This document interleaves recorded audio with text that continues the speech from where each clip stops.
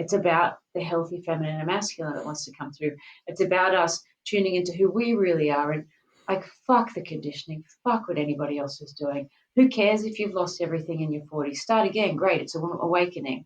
And it's about, yeah, for me, just tuning into this energy and then asking, okay, who am I really? What do I love? And I just find that I'll get answers through images. I'll get answers through just a knowing that comes through. I'll get answers through other people. Like people will just start to say things.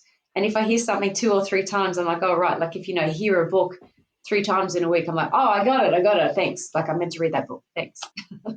Or things that bring me joy. So like I remember I was teaching yoga not so long ago, and I was like, and just this little voice inside of me, I was in the middle of teaching a class, and this voice said to me, I want this.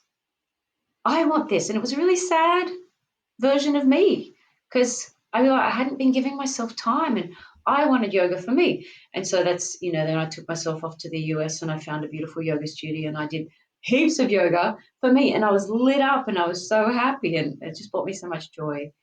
But another way of answering your question. So for me, it was prayer and then just really handing it over, learning to really hand over and just trust that energy that I believe in wants me to evolve and wants me to have fun here, like on the planet, and drag a lot of people along with me. But also plant medicine came into it as well.